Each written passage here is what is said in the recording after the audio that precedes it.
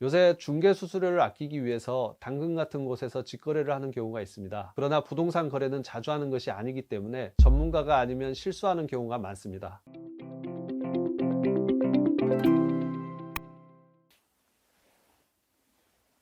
안녕하십니까. 승소가 체질 부동산 전문 변호사 김성훈입니다. 매매계약서는 처음에 한번 작성하면 나중에 이를 수정하거나 다시 쓰기가 매우 힘들기 때문에 이번 콘텐츠를 참조하셔서 매매계약서 작성에 잘 활용하시기 바랍니다. 첫 번째로 부동산이 자신이 사려는 물건이 맞는지, 그 현황이 일치하는지, 권리가 문제가 없는지 등을 확인해야 합니다. 건물의 현황은 건축물 대장을 통해서 확인할 수 있고, 권리에 관한 사항은 등기사항 전부증명서, 즉 등기부 등본을 발급받아서 확인해야 합니다. 매수할 경우 등기부에 갑구에 기재된 소유자와 계약을 체결하고자 하는 매도인이 일치하는지 신분증을 통해서 확인할 필요가 있습니다. 또 갑구에 소유권 이외의 권리가 등기되어 있는지 살펴보고, 가등기와 같이 추후 소유권을 빼앗길 우려가 있는 물건은 거래를 피하는 것이 좋습니다. 을구에 저당권이나 전세권이 있는 경우 제공된 정보가 정확한지도 비교해 볼 필요가 있습니다. 건축물 대장을 통해서 동, 호수, 지번, 지목, 면적 등이 정확한지도 확인할 필요가 있을 것입니다. 두 번째로 상대방이 당사자인지 대리인인지를 확인하고, 신분증 실물을 확인하고 사진을 대조해 볼 필요가 있고요. 대리인의 경우 인감증명서와 인감이 날인된 위임장 등을 반드시 확인해야 합니다. 우선 계약하러 나온 사람의 신분증에서 사진과 얼굴이 일치하는지 확인하는 것은 기본 중의 기본입니다. 그리고 신분증 위조가 의심된다면 1382, 민원24 등을 통해서 신분증 위조 여부를 확인해 볼 필요도 있습니다. 신분증 상의 주소와 매매계약서 상의 주소가 일치하는지 여부도 확인해야 하고요. 만약 달라졌다면 현재의 주소가 기재되도록 해야 합니다. 이러한 문제를 미연에 방지하기 위해서는 인감증명서를 요청하는 것도 좋습니다. 인감증명서로는 현재의 주소도 확인할 수 있고, 책임 제한 능력자인지 여부도 확인할 수 있습니다. 책임 제한 능력자인 경우 계약 체결 시 후견 등기사항 부존재 증명서를 확인할 필요가 있습니다. 대리인과 계약 체결 시에는 위임장의 구체적 내용을 확인하여 단순히 계약 체결권만 있는지 잔금 수령권까지 있는지를 확인할 필요가 있습니다. 이 경우 반드시 매도인의 인감증명서와 인감도장이 날인된 위임장인지를 확인할 필요가 있습니다. 매매계약서에는 대리인란을 별도로 만들어 대리인의 인적사항과 연락처를 기재하고 대리인의 신분증 사본도 첨부하는 것이 좋습니다. 세 번째로 매매대금을 정확히 기재해야 합니다. 불필요한 오해가 없도록 매매대금은 정확히 숫자로 기재하는 것이 좋습니다. 계약금과 잔금만 있는 경우에는 잔금을 치르기 전에 언제든지 당사자 일방이 계약금을 포기하고 계약을 해지할 수 있습니다. 그러나 중도금을 납부하게 되면 이후에는 계약금에 의한 해제가 불가능하게 되므로 기간이 길어져 불분명한 법률관계가 지속될 우려가 있는 경우에는 중도금을 일부 넣는 것도 좋은 방법입니다.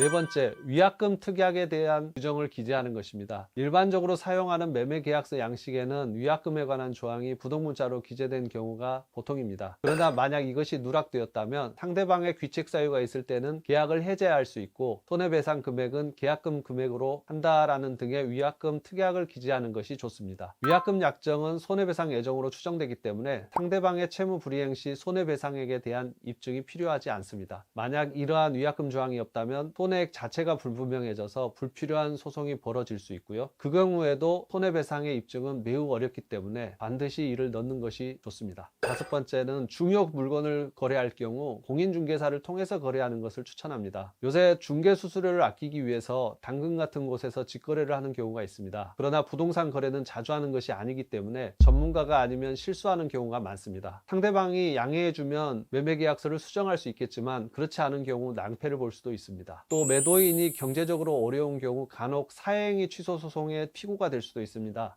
이때 공인중개사의 중개를 통한 정상거래가 확인되면 매도인의 사해 행위에 대하여 매수인이 선이었다고 볼 여지가 높아지게 되어 피소를 방지할 수 있고, 소송이 제기된다 해도 더 쉽게 승소할 수 있습니다. 공인중개사는 중개 대상 확인 설명 의무가 있습니다. 이를 통해서 당사자는 물건에 대하여 놓칠 수 있는 부분까지 쉽게 파악할 수 있게 됩니다. 또 공인중개사가 중개를 하던 중 사고가 나는 경우 공제보험에서 공제 범위 내에 있는 손해배상을 받을 수 있는 장점도 있습니다. 여섯 번째로 중요사항은 계약서상 특약사항으로 기재하는 것을 추천합니다. 매도인 입장에서는 물건을 확인시키고 현 상태에서의 매매임을 기재하는 것이 좋습니다. 또 불법 시설 등의 승계 부분 등에 관하여도 명시하는 것이 좋습니다. 건물의 경우 약간의 하자가 있는 경우가 대부분이기 때문에 하자를 이유로 하는 해제는 중대한 하자에 한한다는 조항을 넣는 것도 좋을 것입니다. 매수인의 입장에서 영상에서는 계약 체결일 이후 잔금 이전에 근저당권 설정, 임대차 계약 등 권리 변동 사항이 발생하면 해제하고 손해배상을 청구할 수 있음을 명시하는 것이 좋습니다. 또 대출금으로 부동산을 매수하신다면 매도인이 대출에 협조해야 한다는 점을 명시하는 것이 좋을 것이고요. 만약 대출이 실행되지 않을 경우 매매 계약을 무효로 한다는 약정을 하는 것도 좋을 것입니다.